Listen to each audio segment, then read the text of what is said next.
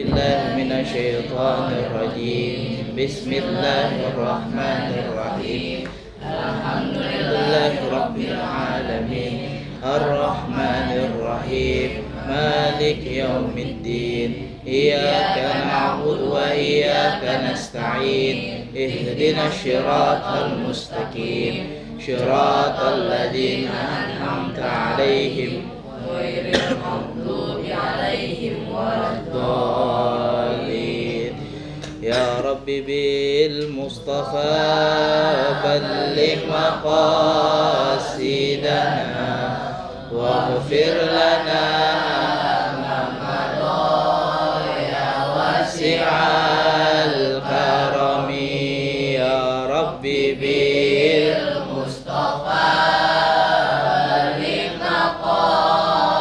سيدنا واغفر لنا ما مضى يا واسع الكرم يا الله يا جواد جد لنا بالمراد بالولي كتب الإرشاد الحبيب عبد الله بن علي الحداد يا ربي بالمصطفى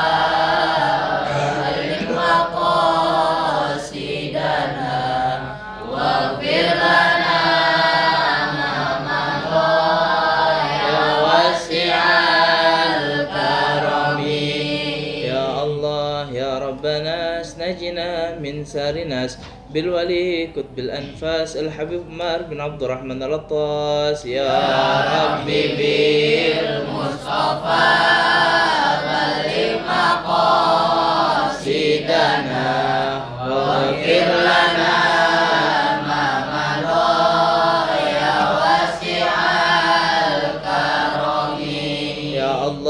يا قدوس نجنا من ساربوس بالولي شمس سموس الحبيب عبد الله بن أبو بكر الإدروس يا ربي بالمصطفى بلغ مقاصدنا واغفر لنا ما مضى يا واسع الكرم يا حنان يا منان جد لنا بالغفران بالولي كتب الإرفان الحبيب علي بن أبو بكر شكرا يا ربي بالمصطفى بلغ مقاصدنا واغفر لنا ما مضى يا واسع الكرم اللهم صل منور قلبي وشافي الروح من عذاب النار محمد الأمين سيد المجاهدين وبارك لي يا رب العالمين اللهم صل على منور القلب وشافي الروح من عذاب النار محمد الأمين سيد المجاهدين وبارك لي يا رب العالمين اللهم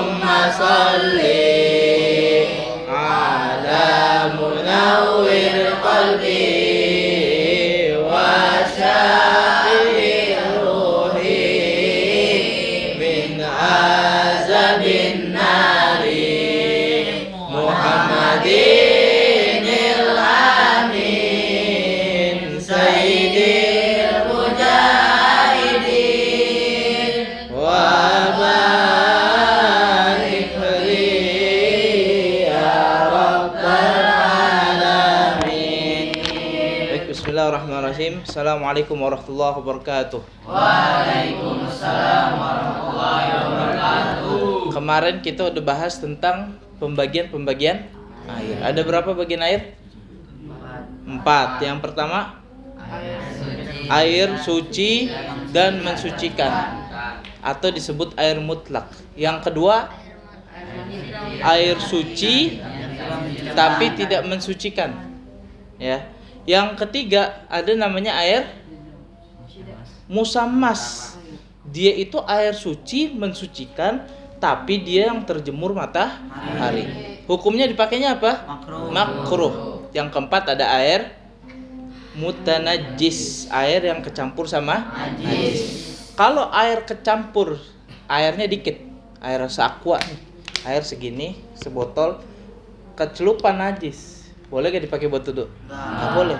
Tapi kalau lebih dari 2 kulah itu satu toren yang besar, ya, 60 cm kali 60 cm, lebar tingginya 60 cm, dalamnya 60 cm, terus panjangnya 60 cm, lebarnya juga 60 cm. Itu volumenya. Kalau air segitu kemasukan najis, dilihat dulu.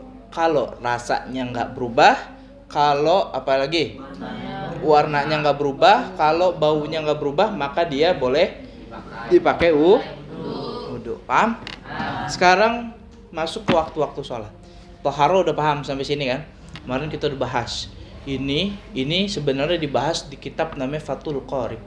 Fathul Qorib itu salah satu fikih yang tingkatannya sudah lumayan tinggi, Fathul Qorib. Nah, di Fathul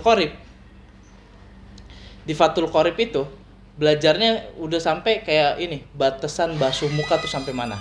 Ya, basuh muka sampai mana? Kita udah pelajarin belum? Kalau jenggot tipis tebel udah dipelajarin belum? Ya, itu sebenarnya pelajaran tinggi, tapi alhamdulillah kita sudah belajar. Kemudian sekarang kita masuk ke waktu-waktu sholat. Jadi banyak orang yang tidak tahu waktu sholat. Maksudnya gimana tidak tahu waktu sholat? Dia tahu waktu sholat kalau asal udah dengar azan, tapi dia tidak tahu kapan waktu sholatnya itu dimulai, kapan berakhir. Nah, yang paling penting, kapan waktu sholat itu berakhir? Karena kadang-kadang orang mengira waktu sholat terakhir itu setelah azan berikutnya. Benar gak? Wah, kok ente masih sholat zuhur? Kan ini udah selesai waktunya. Iya, belum azan asar. Ini salah. Kok masih sholat maghrib? Kan udah selesai waktunya. Iya, belum azan isya. Nah, ini kita pelajarin biar kita paham. Ya. Jadi kalau sholat subuh, ya, itu kenapa pentingnya kita belajar ilmu tentang waktu-waktu sholat. Nah, kalau waktu subuh itu dia mulainya kapan dan berakhirnya kapan? Pertama kita mulainya kapan? Sholat subuh itu mulainya sehabis waktunya isya. Nah, nanti kapan waktunya isya itu selesai? Kita belajar nanti di waktu isya. Nah, lalu kapan terakhirnya? Terakhirnya itu ketika terbit fajar. Tahu terbit fajar? Kalau sudah ada awan-awan kemerahan sudah terbit, matahari terbit, maka sudah tidak boleh. Udah kelihatan nongol matahari, itu sudah habis waktu subuh. Ustadz, gimana kalau misalkan kita ketiduran tiba-tiba subuhnya kelewat, jam 8 baru apa yang harus kita lakukan? Sholat subuh langsung. Ya, jangan lihat HP dulu. Banyak yang salah nih. Jam 8 baru bangun, lihat HP dulu. Aduh, lihat chatan yang udah numpuk. Terus apalagi kalau ngegame dulu sekali. Nah, itu udah dosanya udah besar tuh, udah numpuk. Tapi kalau misalkan khilaf, tiba-tiba tidak kebangun sampai jam 8, langsung buru-buru sholat. Ya, insya Allah sholatnya tidak terkena dosa. Tapi apa? Tetap kalau nilainya karena lalai, karena sengaja, dia tetap kena dosa. Sengaja. Wah, malam nih gua begadang sampai jam 1. Akhirnya apa? Emang udah tahu kalau dia tidur subuhnya nggak bakal bangun. Dia tahu itu. Tidur jam 1, subuhnya jam 3:30, nggak bakal bangun dia. Dia lanjutin tidur juga. Bangun-bangun jam 12, dosa nggak tuh dia? Dosa. Jadi beda yang disengaja dengan tidak disengaja. Dan kita doa tuh di surat terakhir surat Al-Baqarah. Rabbana la tu'akhizna in nasina aw akhtana. Ya Allah, jangan mengazab kami, jangan berikan kami hukuman, jangan omelin kami, jangan marahin kami kalau kami apa? Lupa. Kalau kami lupa, kalau kami salah, jangan ya Allah. Apa kata Allah kepada umatnya Nabi Muhammad SAW? Iya, disetujui oleh Allah Subhanahu Wa Taala. Kalau umatnya Nabi Muhammad SAW lupa, maka tidak diazab, tidak dimarahin sama Allah. Jadi kalau tiba-tiba ada orang dia nggak sadar, dikira dia lagi aus banget, tiba-tiba dia ngambil apa aja dari sampingnya dia karena dia udah aus, sudah nggak tahu lagi mau gimana, akhirnya dia ambil, dia minum. Ternyata yang putih ini dilihat bukan air putih, tapi ternyata anggur putih. Mabuk dia, kena dosa apa enggak? Enggak. Ya. Tapi kalau disengaja dosa, sama ya kayak sholat subuh. Jadi kalau emang tidak ada faktor kelalaian, karena memang murni tiba-tiba tidak bangun dia tidur sudah jam 9:30 dia sudah tidurnya sudah baca doa. Pagi-paginya entah karena suatu alasan apa nggak bangun dia, bangun jam 8, langsung buru-buru cepet tobat sama Allah SWT, ambil wudhu langsung salat. Ya, paham tuh? Itu waktu subuh. Jadi subuh itu terakhirnya apa? Terbit fajar. Ting, muncul matahari, itu sudah terakhir. Berarti kalau udah terang Ustaz, udah terang, mataharinya belum muncul, masih boleh gak sholat subuh? Boleh, masih ada waktunya. Bahkan beberapa mazhab seperti itu. Salah satu mazhab Hanafi. Tahu mazhab Hanafi? Imam Abu Hanifah itu sholatnya itu ketika paginya situ sudah terang. Jadi sudah terang baru sholat. Nah, ditanya kenapa mazhabnya seperti ini? Kenapa kok pagi-pagi udah terang baru sholat? Ternyata mereka punya alasan tersendiri. Ya. Itu masalah mazhab. Kalau anda bawakan di sini antum pusing nanti. Ya. Terus yang kedua waktu sholat zuhur sekarang. Waktu sholat zuhur itu mulainya saat matahari tergelincir dan berakhir setelah bayangan setiap sesuatu berukuran sama dengan aslinya ditambah bayangan yang muncul saat matahari tergelincir. Jadi begini. Waktu sholat zuhur itu akan dimulai ketika matahari tergelincir. Maksudnya tergelincir apa?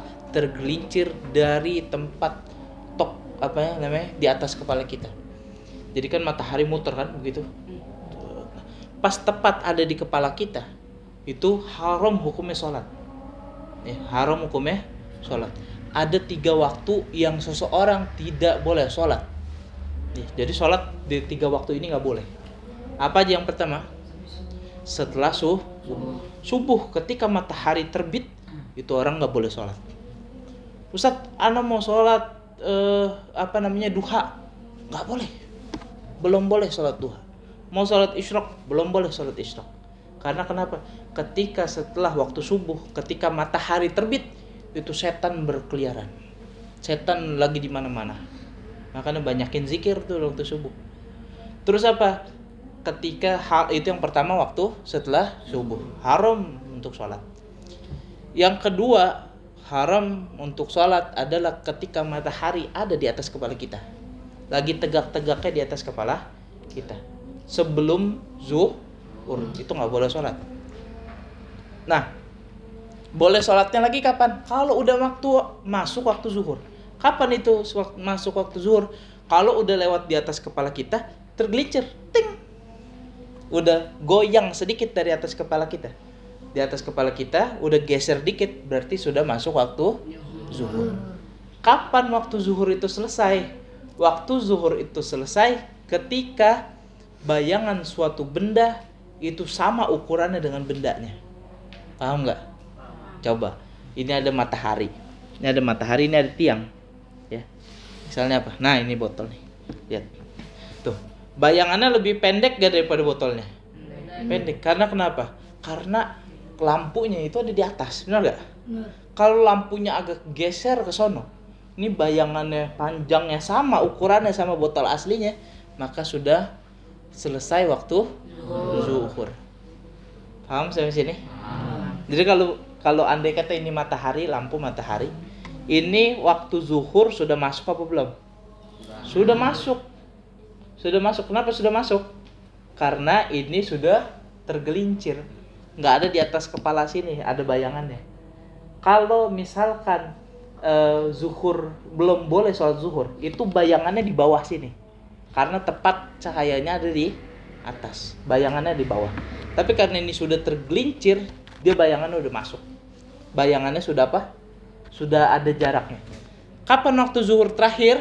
Ketika bayangannya ukurannya sama dengan bendanya. Tuh. Jadi kalau di hutan nggak ada azan. Nah, bagaimana cara melihat waktunya? Yaitu dengan cara-cara tadi. Nah, tapi kan sekarang udah mudah. Ya, kita tinggal download aplikasi. Ya, banyak aplikasinya. Tiba-tiba waktu zuhur azan tuh dia. Allahu Akbar, pilih. Yang azan mau Imam Sudais apa imam siapa? Oh, ada semua. Oke. Itu waktu apa tadi sholat? Sekarang sholat asar. Asar itu nah nih. Permulaan waktu asar adalah adanya kelebihan bayangan dari bayangan yang sama dengan bendanya. Akhir waktu asar secara ikhtiar adalah saat panjang bayang-bayang suatu benda mencapai 2 kali lipat dari benda aslinya. Jadi begini. Kalau waktu zuhur selesainya kapan? Ketika bayangan ini sama dengan ukuran bendanya. Kalau waktu asar gimana? Kalau waktu asar itu sudah masuk kalau bayangannya lebih panjang daripada bendanya. Pernah begitu? Pernah kan kalau lagi udah mau masuk sore itu kita nggak bisa nginjek bayangan kepala kita, bener gak?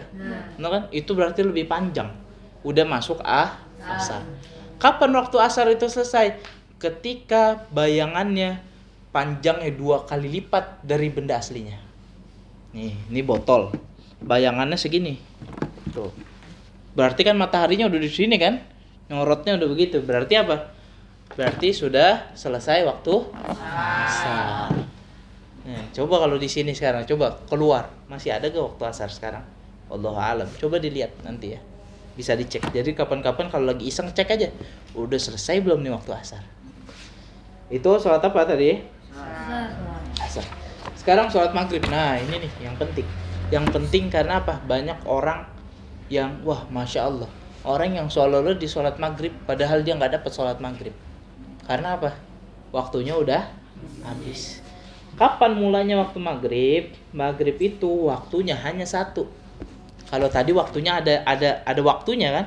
Dari sini sampai sini ya kan? Dari panjangnya bayangannya sampai ini. Tapi kalau maghrib itu waktunya cuma satu. Maksudnya gimana? Nanti Ana jelasin. Nah, ketika matahari terbenam, ingat tadi kalau matahari masih ada, panjang bayangan lebih dari dua kali lipat dari bendanya, maka waktu asar berakhir. Ingat, tapi matahari udah tenggelam apa belum? Belum masuk waktu maghrib. Jadi ingat, jangan udah mau maghrib baru sholat asar. Dapat gak sholat asarnya? Enggak. Ya. Nah, nanti ketika waktu maghrib itu kapan? Ketika matahari tenggelam. Matahari udah nggak kelihatan, udah gelap, udah ungu oren tuh, warna langitnya ungu oren. Kalau langitnya udah ungu oren, matahari sudah tenggelam, maka masuk waktu maghrib namanya. Nah, oh iya, tadi ada 3 waktu yang haram sholat. Pertama tadi apa? Setelah subuh. Yang kedua sebelum zuhur. Sebelum zuhur ya, ketika matahari di atas kepala. Yang ketiga ketika matahari tenggelam. Jadi ketika matahari mau terbenam, itu matahari proses terbenam, itu nggak boleh ada sholat. Makanya sholat ba'diyah subuh ada apa nggak? Sholat ba'diyah asar ada apa nggak? Karena setelah sholat asar nggak boleh ada sholat lain. Setelah sholat asar nggak boleh ada sholat lain. Ustaz, tapi ada yang sholat itu nanti pembahasannya ada lagi. Kalau anda bawa kesini antum pusing. Ya. Pokoknya antum cukup tahu sekarang sampai situ aja. Nah, waktu maghrib ini luar biasanya. Setelah matahari tenggelam nih, waktunya cuma satu. Maksudnya apa? Waktunya itu hanya cukup buat dia siap-siap buat sholat maghrib. Maksudnya gimana Ustaz? Ya siap-siap sholat maghrib, ganti baju, wudu, bersih-bersih, berangkat ke masjid, sholat. Terus selesai sholat, waktunya lah habis. Nggak ada waktunya sampai kapan, nggak ada. Habis. Ada juga ulama yang mengatakan waktunya itu sholat maghrib sampai mega merah itu hilang.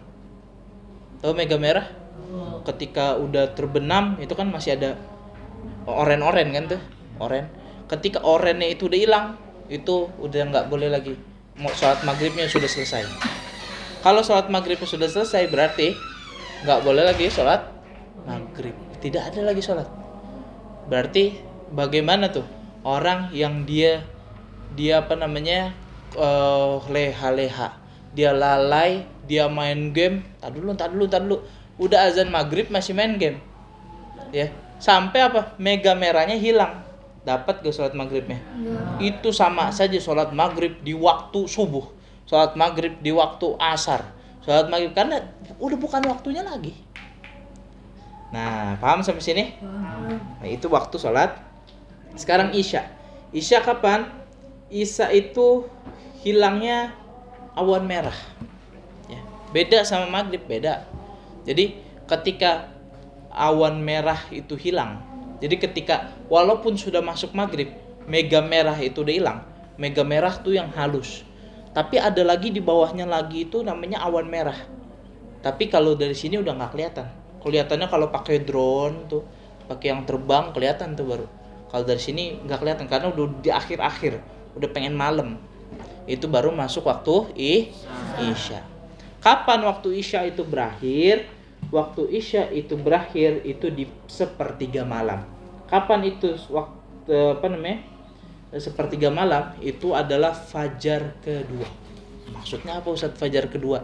Jadi ketika waktu subuh itu ada 2 fajar yang terbit. Ya, ada 2 fajar.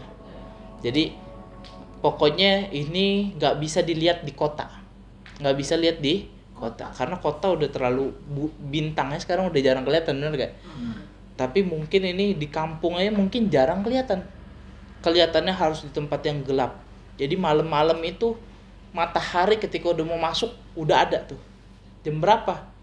Sekitar jam 3, jam setengah 4 kurang lah, jam 3 lewat berapa gitu ya, jam 3 lewat berapa itu udah mulai tuh ada cahaya-cahaya akan mulai terbit matahari. Disitulah waktu isya berakhir.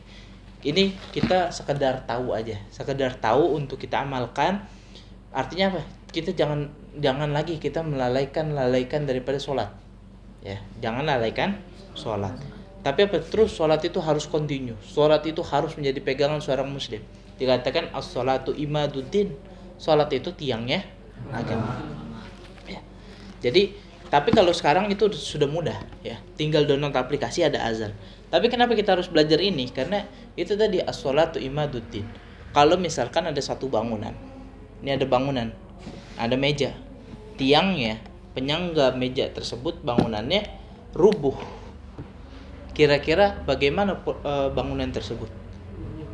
Pondasinya tidak kuat dan rawan rubuh, rawan hancur.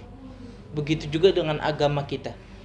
Rata-rata orang yang dia ngakunya Islam tapi dia jarang sholat, agamanya hancur apa tidak? Hancur. Apa itu hancurnya? Dia gemar tato, gemar mabok, gemar zina, gemar judi. Apalagi semuanya sekarang difasilitasi oleh iblis. Semuanya difasilitasi oleh iblis. Sekarang maaf, zina apakah harus secara langsung sekarang? Tidak. Pakai handphone bisa, benar nggak? Benar. Sekarang main judi apakah harus bertemu langsung? Enggak. Pakai handphone dimanapun, kapanpun bisa. Nauzubillahi min. Oke, kita nih anak-anak muda, kita masih muda, kita harus menanamkan dalam hati kita benci sama kemaksiatan tersebut. Jangan mau ikut campur sedikit pun masuk ke dalam kemaksiatan. Karena maksiat kalau sudah masuk susah untuk keluar. Itu maksiat. Ada dulu kisah seorang soleh. Ini orang soleh, ingat, Kalau kita nih orang soleh apa bukan? Kita mah insya Allah pengen berusaha soleh. Tapi ini ada kisah asli, bukan karangan. Kisahnya bukan bukan cerita-ceritaan. Ini kisah asli. Ada seorang ulama besar, orangnya ini soleh banget. Orangnya apa? Soleh banget. Panjang solehnya tuh. Saking solehnya nih orang, dia ibadahnya paling khusyuk.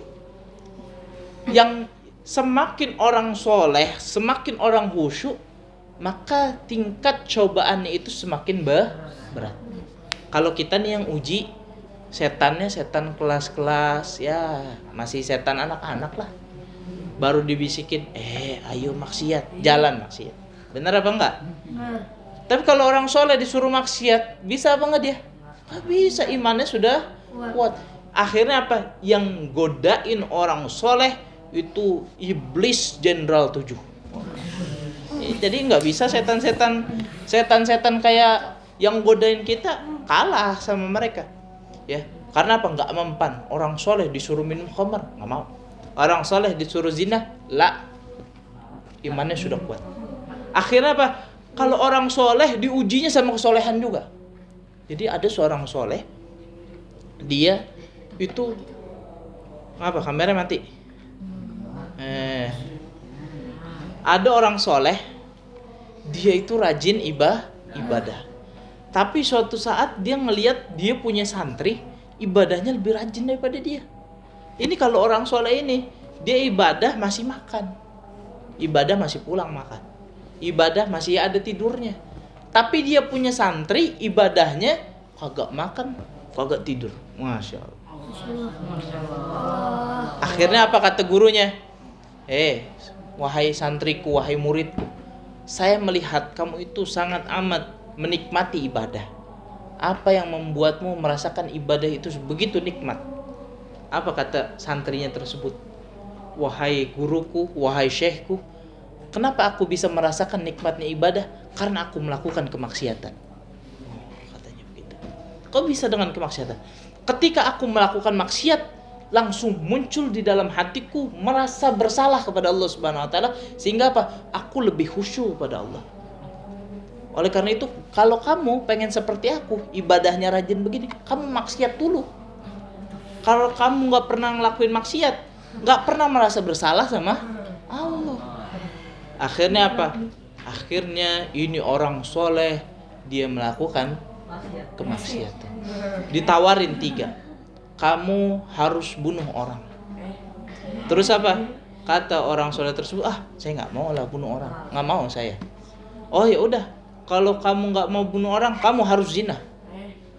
Nggak mau juga nih orang soleh. Ingat orangnya soleh, digoda sama setan kecil, nggak mau dia. Akhirnya apa? Dibilang, oh ya udah, kamu minum khamar aja.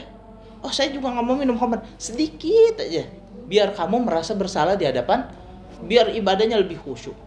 Akhirnya apa? Dia ikut. Dia diajak sama santrinya tersebut ke toko khamar. Beli khamar, minum dikit, lama-lama minumnya banyak. Yang jaga perempuan, nggak sadar, akhirnya melakukan zina. Melakukan zina, perempuannya hamil, punya anak. Malu, takut ketahuan, kok syekh zina. Akhirnya kata orang tersebut, bunuh aja anaknya, biar nggak ketahuan. Akhirnya dibunuh. Ingat, dia jadi melakukan 3 dosa besar, gara-gara dia ngelakuin 1 dosa besar. Ingat tuh, gara-gara apa? Gara-gara ujiannya semakin berat. Jadi diujinya kalau orang soleh bukan disuruh maksiat, tapi apa? Kamu mau ibadah kamu lebih khusyuk, pakai cara saya. Itu iblis nawarinnya begitu luar biasa. Dulu ada namanya Syekh Abdul Qadir Al-Jilani. Kenal kan semuanya? Sultanul Auliya Qutbur Rabban, pemimpinnya para wali. Ini Syekh Abdul Qadir Al-Jilani dulu pernah, dia saking waraknya, saking hati-hatinya. Kalau kita kan nemu roti di jalan kita makan, benar gak? Syekh Abdul Qadir Al-Jilani bahkan sampai ada daun di tempat sampah. Udah saking laparnya, itu daun di tempat sampah nggak dimakan. Bukan karena jijik, Tapi karena takut daun itu punya orang. Takut daun itu punya orang. Jadi dulu di masanya Syekh Abdul Qadir Al-Jailani namanya masa penceklik. Sampai apa? Nyari makannya di tong sampah. Tapi begitu Syekh Abdul Qadir ngelihat di tong sampah lagi ada yang kelaparan juga lagi nyari-nyari, Syekh Abdul Qadir tinggal. Biar itu jatah makanan di tong sampah itu punya orang lain. Saya cari lagi. Jadi ingat tuh, nyari makannya di mana?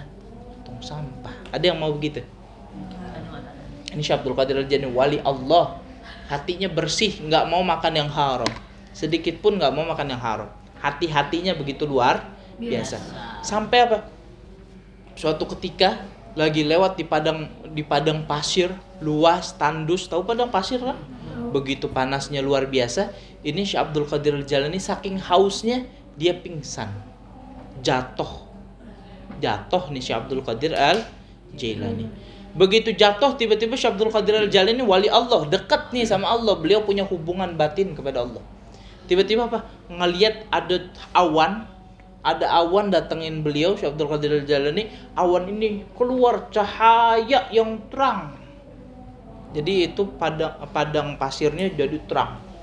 Terus cahaya itu bilang, "Wahai Abdul Qadir Al-Jailani, aku adalah Tuhanmu, Allah Subhanahu wa ta'ala.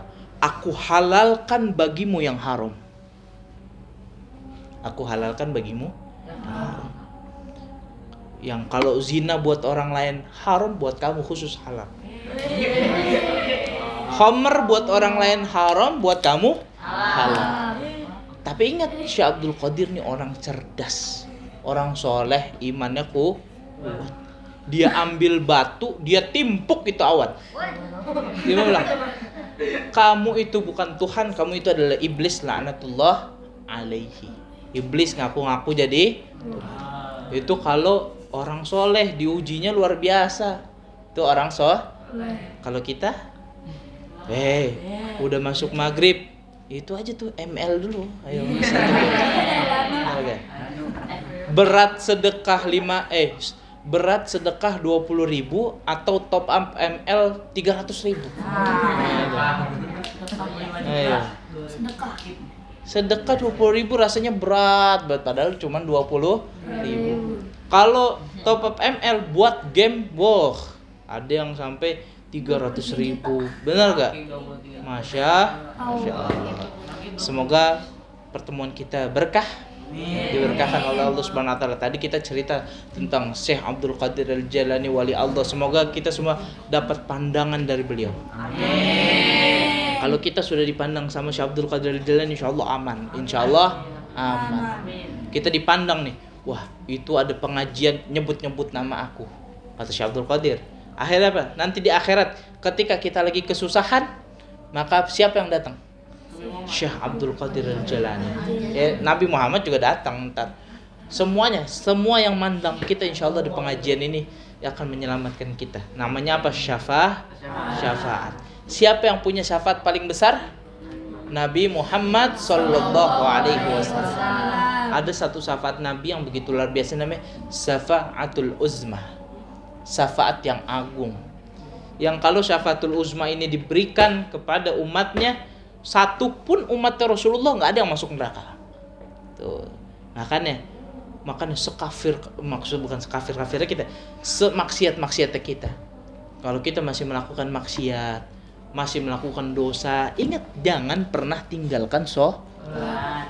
Sholat mah harus tetap jalan, mau mabok, mau apa, kamu berusaha tobat kepada Allah, tapi sholatnya jangan tinggal.